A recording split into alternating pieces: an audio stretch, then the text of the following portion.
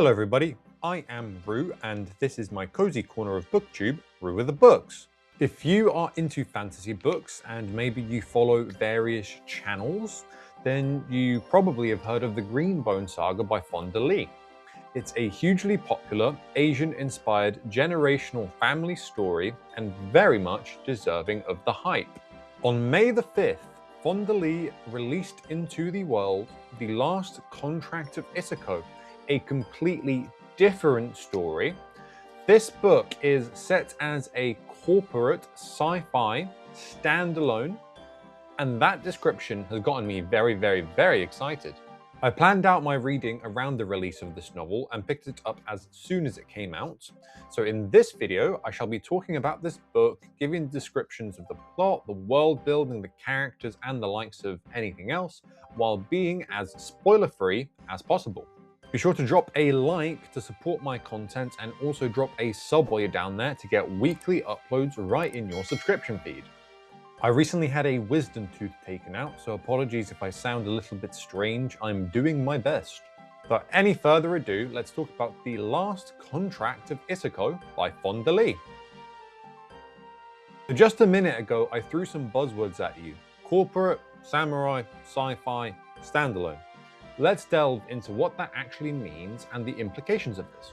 This book follows Isako, who is one of the top A tiers on her planet. An A tier is kind of like a mix of bodyguard and spy, and overall a very powerful minion to have. A tiers get contracts from very important elites of the world, and these elites can only have one A tier at a time, and A tiers can only have one client at a time. It's a simple one-to-one relationship. There are other tiers of these kinds of people that you can hire out. So there's Gen Cons, Mid Tracks, Shadow Cons, and if an A tier forsakes their client, then you can also become a Ronin. So basically, Isako is one of the best at her job, and there's that. At the start of this book, Isako is under contract for Forrest Greaves, a guy that essentially wants to find alien life out there and to make contact if possible. His company, Satops, is at war with another division of the company, Astro Communications, who are working towards a similar problem, but maybe have a different way they want to go about it and stuff like that. Unfortunately, Greaves loses this war and he is forced to resign. He decides to call it quits with an epic speech and then walk into the vastness, dying and showing humanity's progress. I'll talk more on what that means later. Everything that I explained so far is kind of discussed, given out within the first 3 chapters. So to see this epic speech and this kind of epic final stand at the end of chapter 3 was such an awesome moment that got me really excited to read the rest of this book. Isako ends up discovering that her exclusive contract with Forrest Greaves is transferred to the person that won the war. This isn't like a default thing. This is something that Forrest Greaves has essentially done himself. He made this plan that he's going to walk out into the vastness, and that now Isako is somebody else's problem. Just, you know, to not make her like a Ronin immediately. Anyway, so the person that won the war is called Minto, and now Isako has one final job to do, given to her by Minto, before she is able to retire and leave a lot of money for her daughter. Isako's final mission is to find a way of stopping Sandbar Uchi from ascending to the board of directors and tilting the very fine, delicate balance of power that already exists across the board. Uchi is a terraformist, which means it's his goal to essentially complete the founder's wish of warming up the planet enough to support life without the use of air shields and things like that. Isako's former and current clients are both reunionists, which is the other opposite end of the spectrum of terraformists, which says, well, we've been dealt a bad hand here.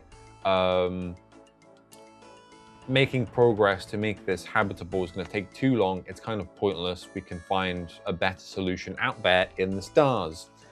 And so, yeah, Minto is very much trying to stop this ascension of someone who has completely opposite views to her in terms of what should happen.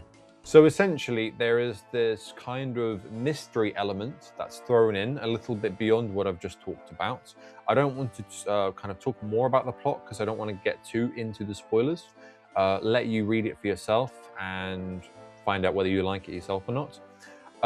But yeah, there's this one little plot thread that is really, really, really important and is just past the cusp of what I've talked about.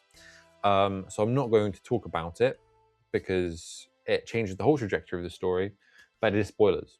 But just know, this mystery element, it explodes the whole book and just makes it something really, really gripping and captivating. You just don't want to stop reading. So yeah, there's that too. The way in which this mystery culminates is absolutely fantastic. I will warn you that it does take up a majority of the story. I mean, a mystery book's mystery should take up the majority of the story, so I guess it's not a bad thing. But yeah, the way that it culminates is absolutely fantastic. However, one aspect of the book did let me down a little bit, and that is that it felt like Fonda Lee wrote herself into a corner a little bit, and to get herself out of this corner she wrote herself into, she had to use a second POV to make it all make sense by the end. And we switched from Isako's POV to this other one for about 30% of the book, which is quite a long info dump. And it happens at such an exciting moment that reading that 30% of the book to get back to what's happening in the modern day is like so excruciating.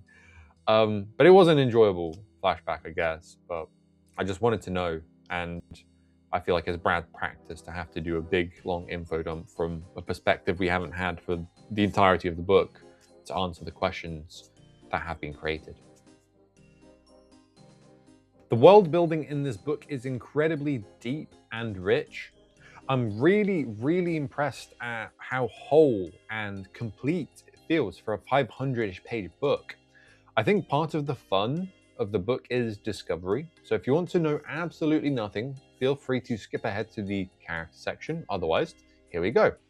So this book, for the most part, it doesn't really feel that much like a sci-fi, maybe more like a cyberpunk kind of story. Most technology in this book is somewhat modern day, with phones, computers, tablets, things like that. What I did find really impressive, however, is the application of modern technology to make it feel like a sci-fi story. It's just like it introduces all of these things that are modern day, and then it just adds a few things that are just a little bit beyond our reach to make it feel exciting and different and fresh and sci-fi.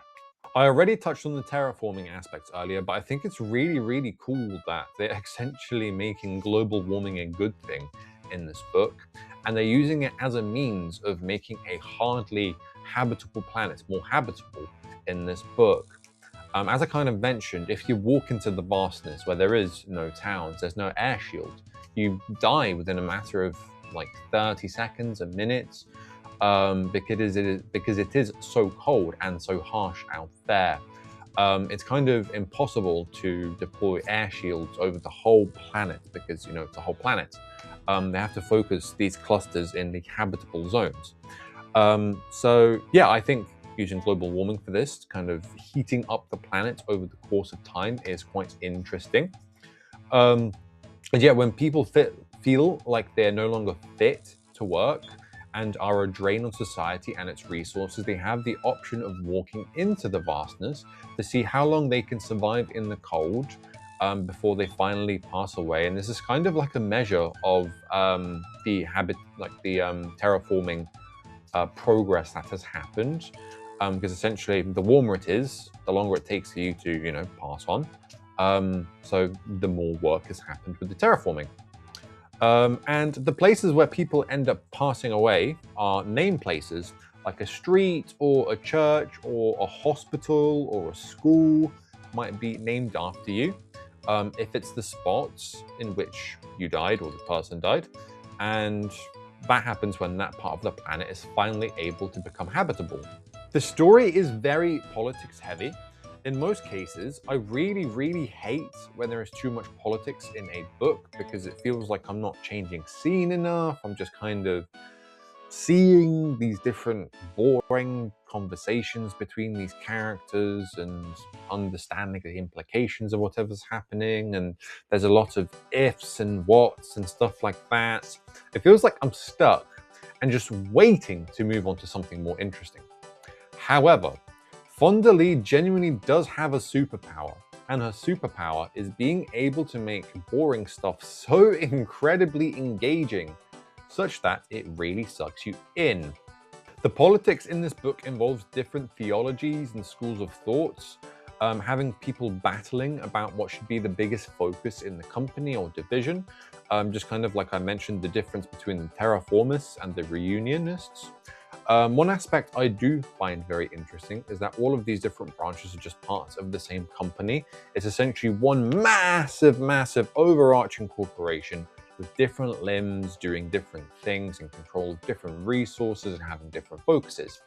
Going back to the plot section earlier, Satops and Astrocom are very similar divisions fighting over whose vision of the same thing should be enacted.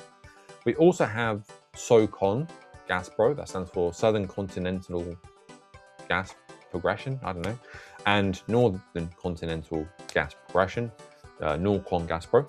Both are terraformist ideologies, but they control different parts of the planet. Just so I guess if there's a monopoly and someone's doing a bad job of their job, that the other can kind of take the wheel and take over a little bit. It shows how interlinked everything is within this world. And it's kind of like everybody is fighting for more resources to be able to plead their case or to enact their vision. One really cool sci-fi element in this book is synth bodies. So essentially when people start getting to about 80 or 90 years old in this book, they can opt to move their brains into a synthetic body that's been very technologically advanced.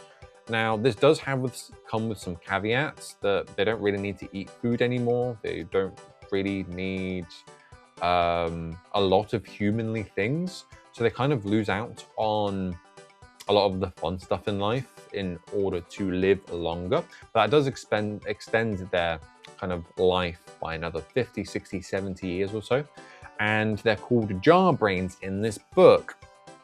And typically, it's a requisite that if you want to become a member of the board of directors, you actually have to be in your second stage of life. You have to be a jar brain.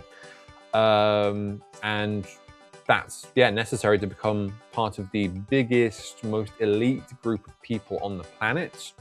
I think this is maybe the most out there aspect of science fiction within this book, and I think its use of it felt very right. It was very interesting.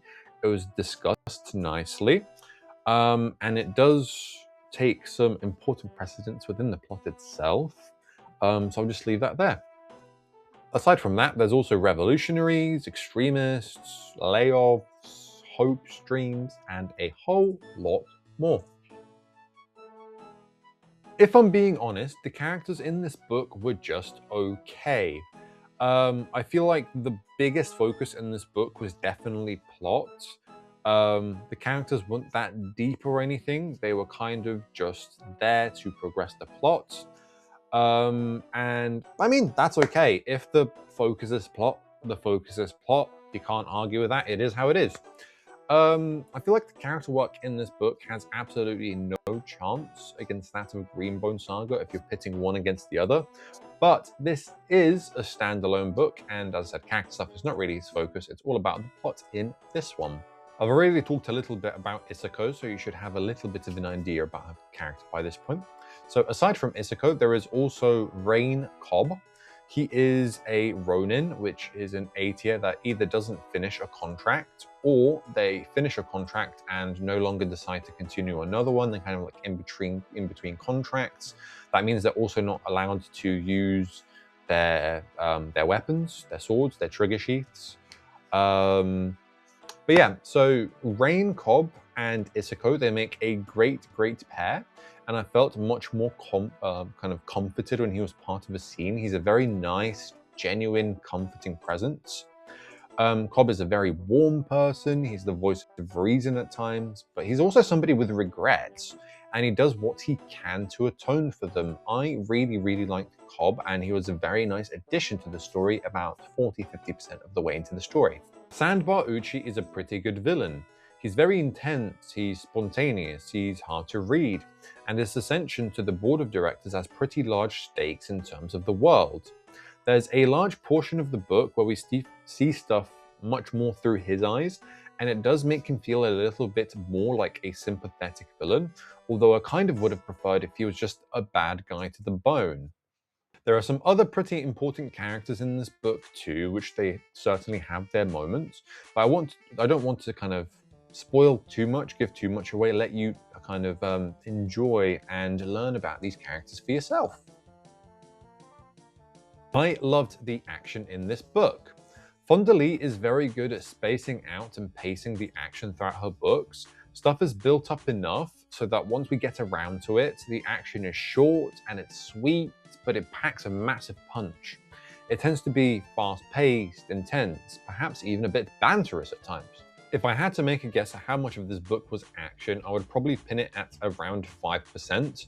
It's like the polar opposite of series like The Faithful and The Fallen, which is like 40% action throughout. I'd say it's a very similar amount of action as there is in the Greenbone Saga books as well.